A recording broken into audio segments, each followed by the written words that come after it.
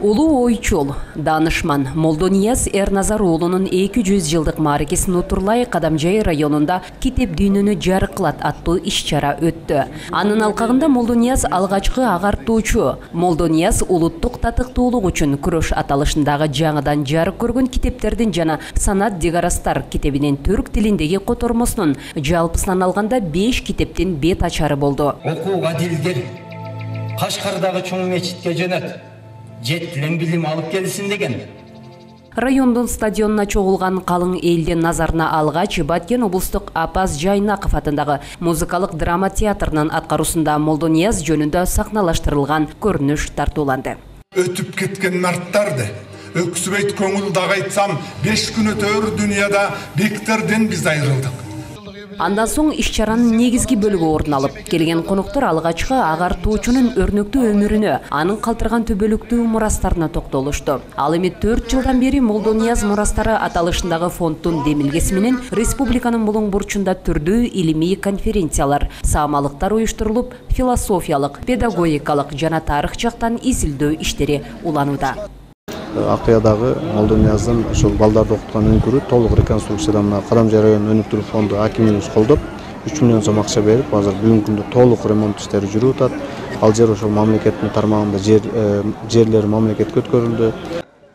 Түрксой эл аралык уюму тарабынан түрк дүйнөсүндө Молдонияздын 200 жылдык мааракесине карата бир катар иш пландар кабыл алынган. Алардын бири Санат Дегарастар китебинин түрк тилиндеги котормосу басылып чыгып, адабият айдыңындагы чоң жаңылыктардын бири кабыл алынды.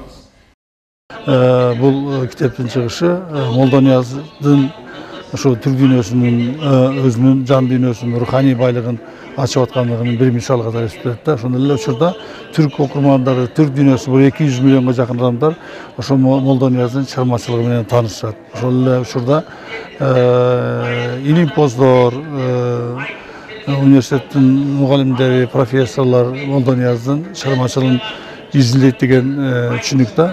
Адилетсиздиктен бүгүн кайта жаралып, кайта эл журтка кайтып келди.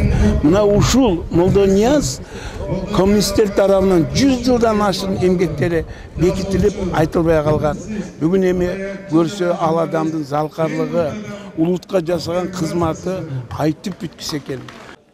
Интеллектуалдык багытты көздөгөн маданий, тарыхый саамалыкта акындын чыгармаларынын философиялык өзгөчөлүгү, өмүр таржымалы, жан дүйнөсү тууралуу тарыхчылар, акын жазуучулар жана башка бир топ өкүлдөр тарабынан таамай сөздөр айтылды. Ал кишинин бир гана ырынан билсек болот, бул байлык, бийлик эрип кетет муз болуп, бала китеп артта калган из болуп деп айткан сөз эле. Демек, бул чоң философияны билип турат.